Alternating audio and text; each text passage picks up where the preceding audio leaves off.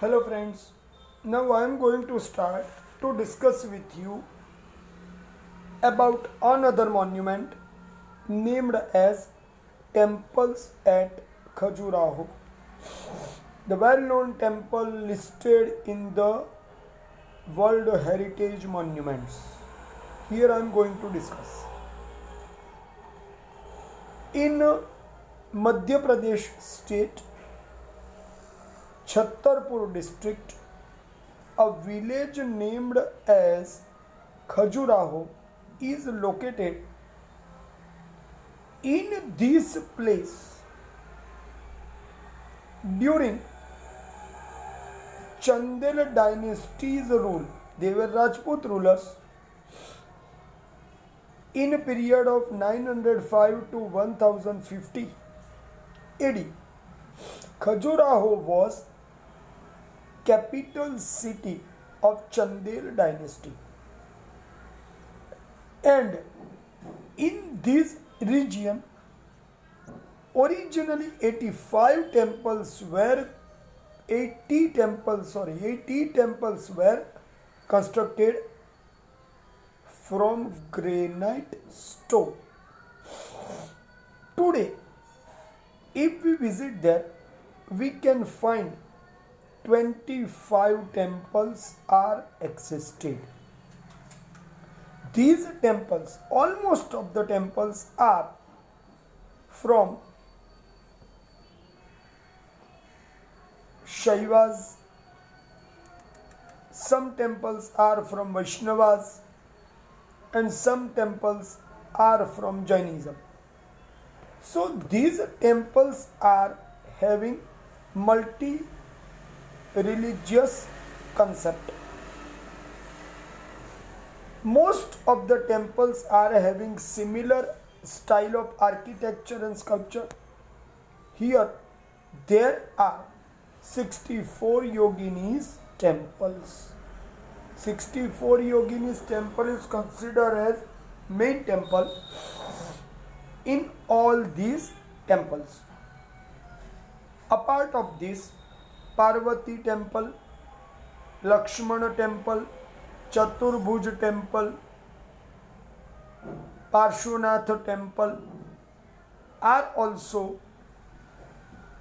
constructed here, and most of the temple have one ornamental style of architecture, that is arc or the toran of temple. Temple's gate is called arc or the toran. Generally, toran is the word for the gate of the temple in general manner. All temples were constructed, as I have told earlier, from the granite stone, and their pinnacle or the shikhara is of Nagar style. Earlier we have studied the same point about Patadakal memorials, that the Nagar and Dravidian styles are found in pinnacles of South Indian temple in Patadakal memorials, but in Khajuraho all temples are made with Nagar style of sculpture and architecture. Also with that, here the art of the Vastu has been seen with splendid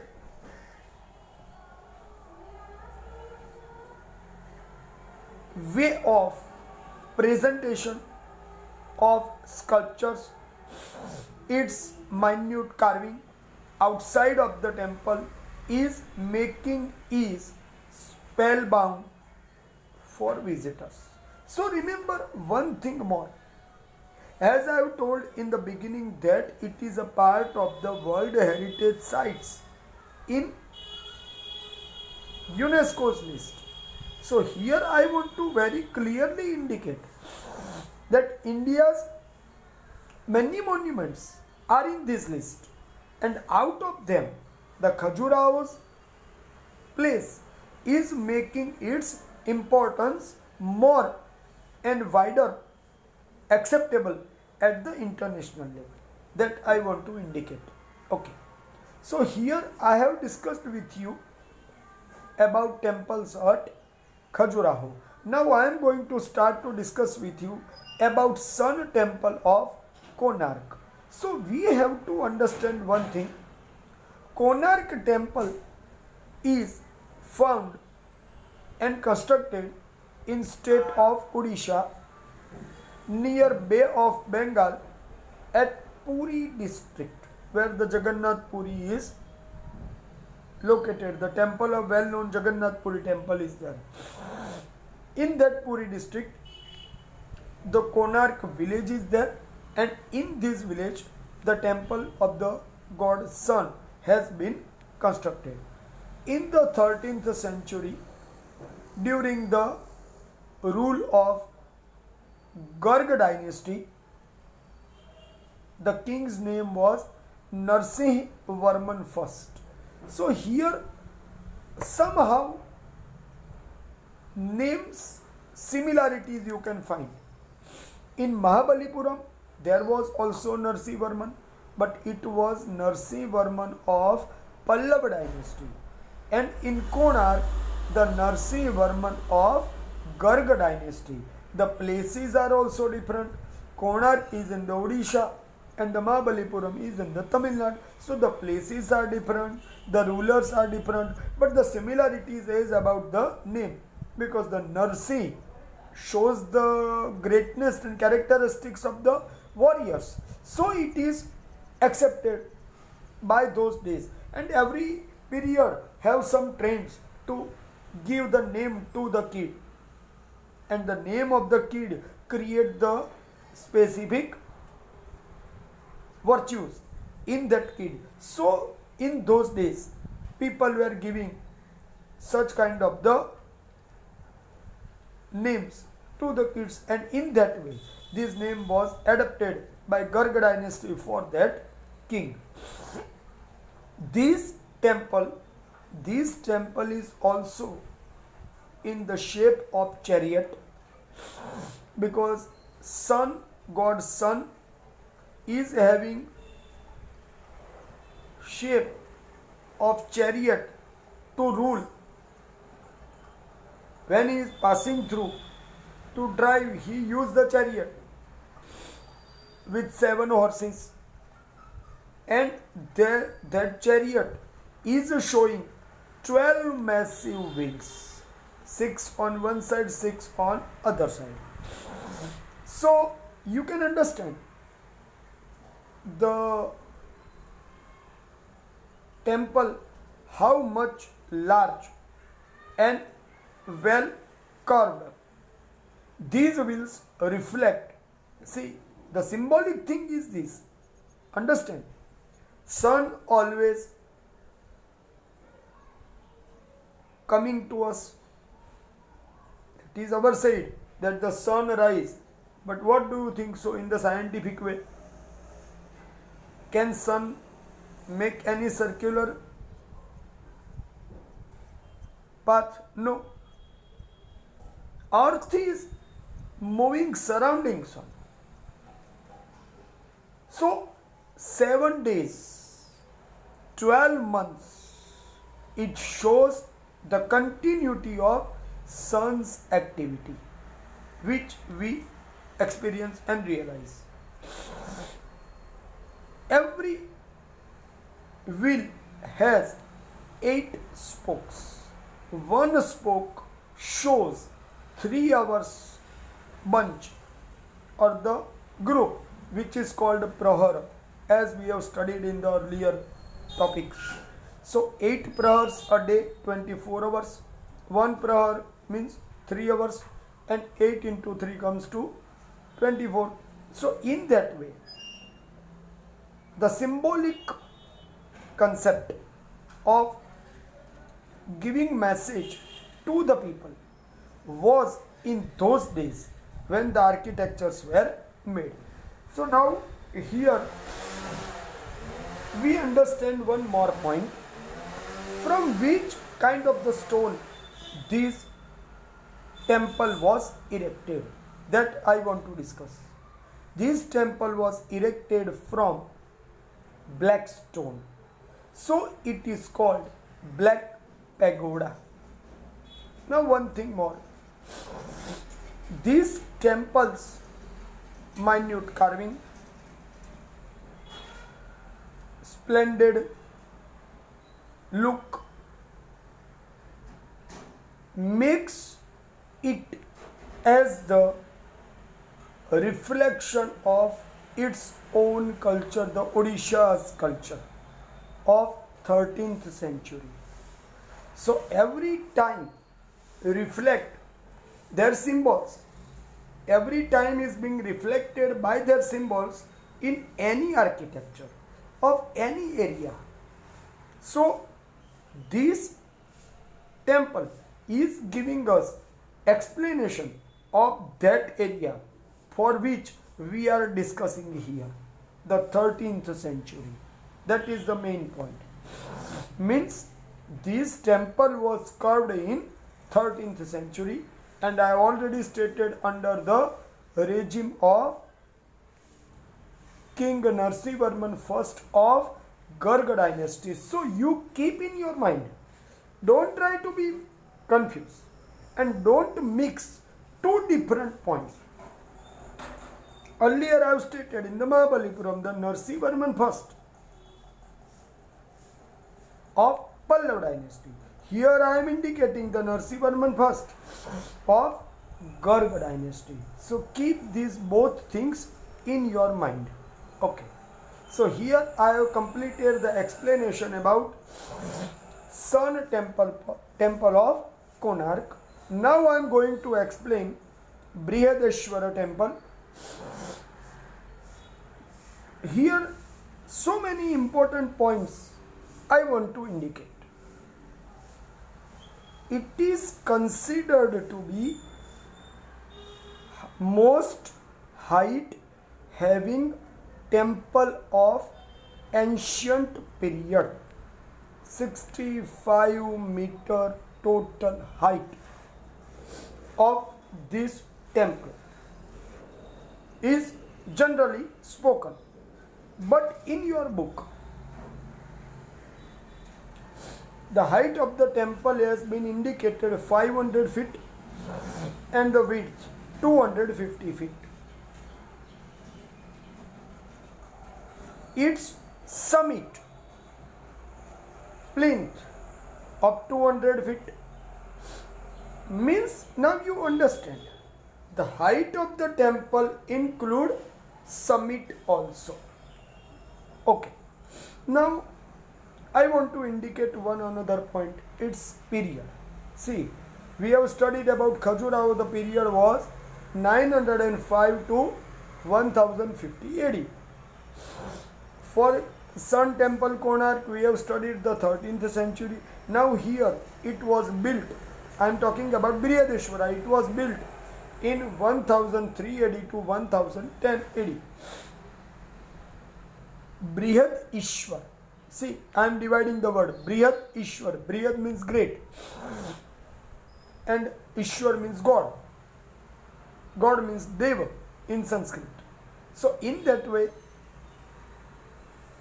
Mahadeva, the great God, is the concept behind the giving the name Brihadeshwara.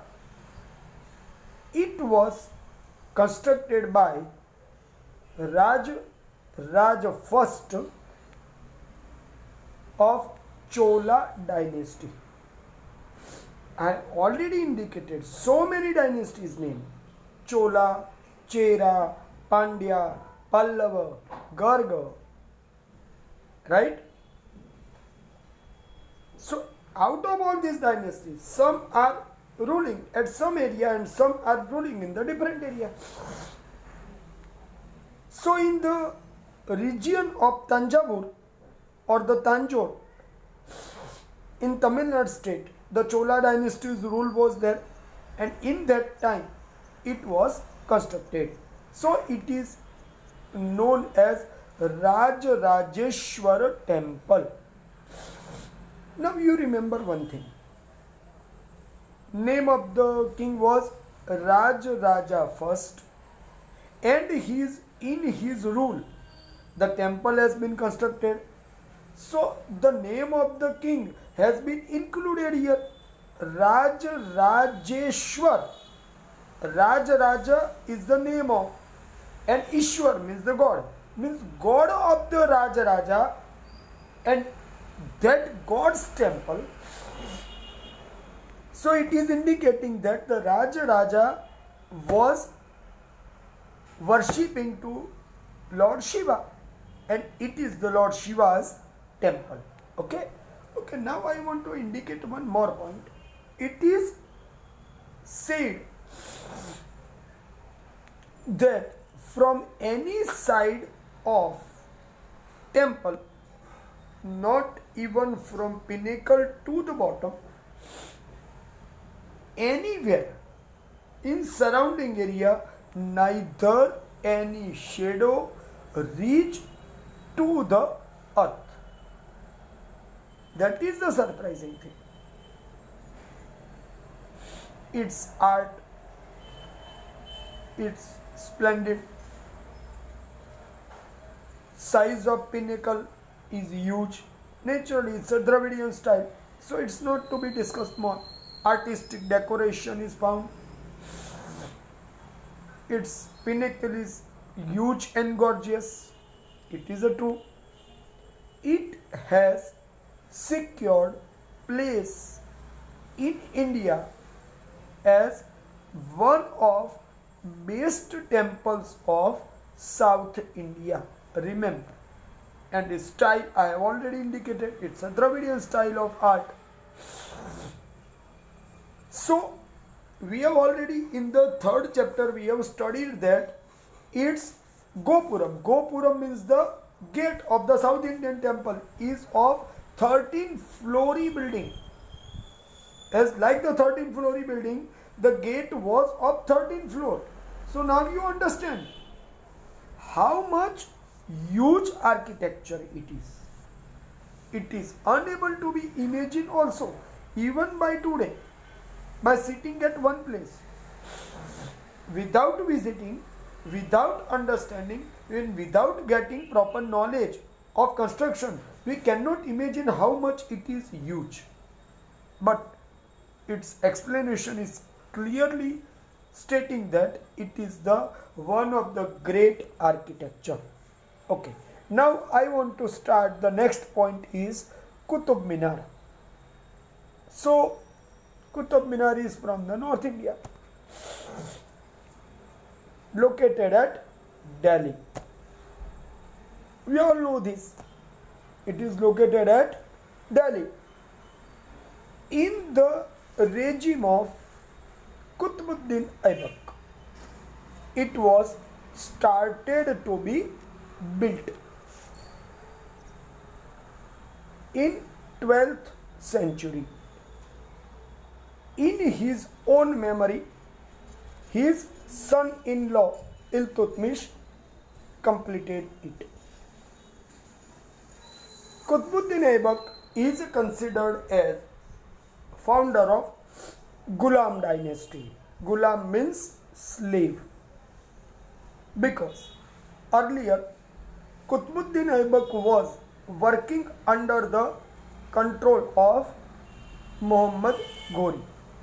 But when the Muhammad Ghori died, his son sent him letter and made him free to rule over the region.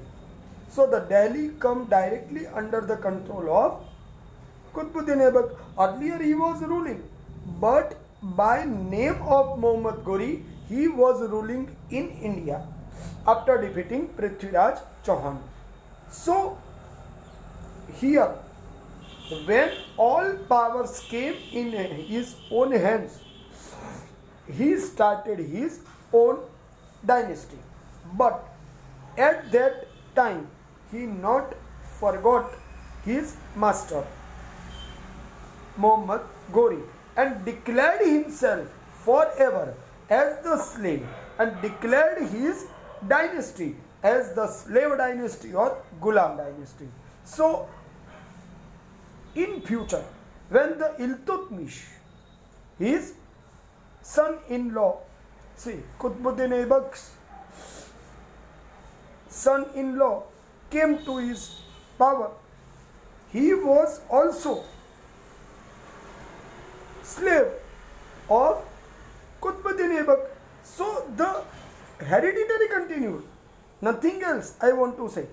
Okay. So now I want to indicate one point, some features of Qutb Minar. It is the skyscraper of 72.5 meter height.